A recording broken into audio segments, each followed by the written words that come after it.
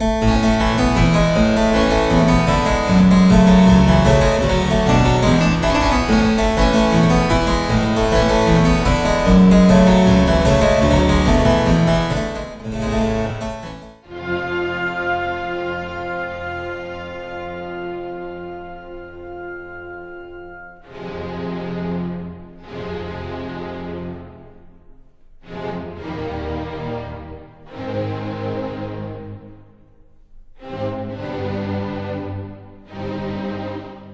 turbaned man lies dying in a bathtub covered with a cloth.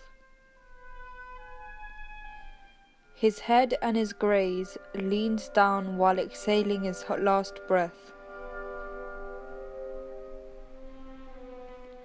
Everything seems to indicate that his scene is the result of a violent murder. There are evidence. Blood. The knife. A scene that stands out against a dark background which reflects the darkness of what is coming. But who is this man? Who murdered him? What have been the causes of the murder? We are observing a masterpiece of Western painting. It represents the highlights and the shadows of the French Revolution. Its title is The Death of Jean-Paul Marat by the painter Jacques Louis David. It is one of the most significant paintings of neoclassical style. This picture represents a historic event, the murder of Marat. He was released to the Jacobin faction during the National Convention. He was an officer, a revolutionary in the service of the ruthless justice system led by Maximilien Robespierre, known as the Incorruptible. Marat appears idealized in this work. Marat is a hero killed by treachery, a leader fallen by the revolution. The elements surrounding the scene seem truthful because the artist used to be one of Marat's closest friends and he perfectly knew how the facts had developed. It seems that Marat needed to have a bath to relieve a sore skin and dedicated these moments to continue working in favor of the revolution. We can observe in the picture a desk beside the tub and some papers with the lists of citizens sentenced to the guillotine. These condemns threw France into a time of terror, known as the Jacobin Convention period. Who killed Marat? Let's investigate to get the answer. Look at the sheet in his left hand. We can read a name, Charlotte Corday, a woman who had Girondist political convictions.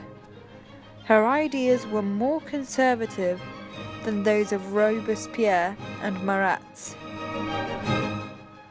Charlotte Corday was his murderer. The power was now in the hands of the most radical and extremist Jacobins. They had the means to implement revolutionary changes. So during this time, 16,000 people were executed. The most striking fact was the execution of King Louis IX, accused of betraying France after trying unsuccessfully to flee the country. Robespierre, the Jacobin leader, was the most important figure in this period. At the beginning of the revolution, he had already been elected deputy for the Third Estate, and he finally reached the presidency of the National Convention.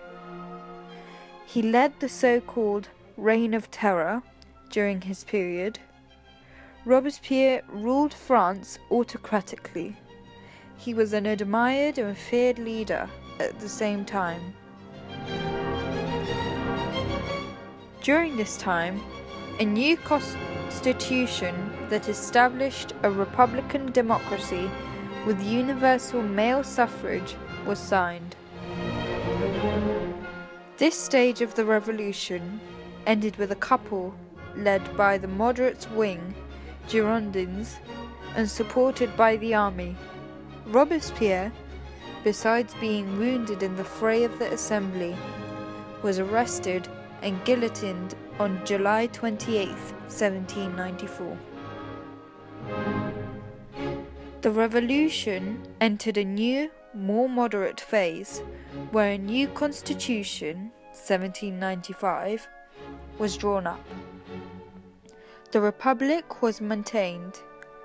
There was a return to the census suffrage, and the executive power corresponded to a new institution, the Board of Directors. It was formed by 5 members whose aim was to avoid dictatorial excess.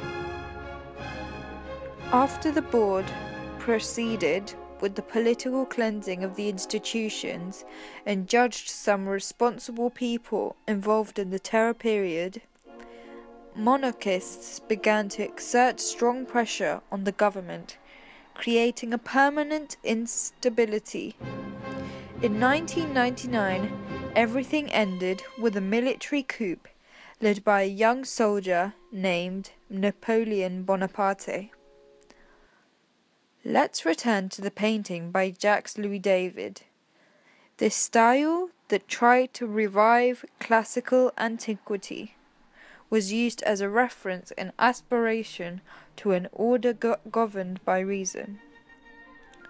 The artist used light to emphasize the figure of Marat and idealize the character as a hero of the revolution. This effect of light was habitual during the classic period. It was usual to represent the scene in a foreground, even when, as we see in these other examples, groups of figures were used. Chiaroscuro was really obvious and drawing prevailed over colour. This was the era of academicism and rules applied to art. A didactic and moralizing intention had to be present in every work of art. Enlightened artists of 18th century found in ancient time the splendor of ethical virtues, in this case reflected in the dying victim, Marat, hero of the revolution and the nation. A painting at the service of the revolution and the Jacobin Convention, to praise a victim who was an executioner at the same time. Heroes or villains, murderers or victims.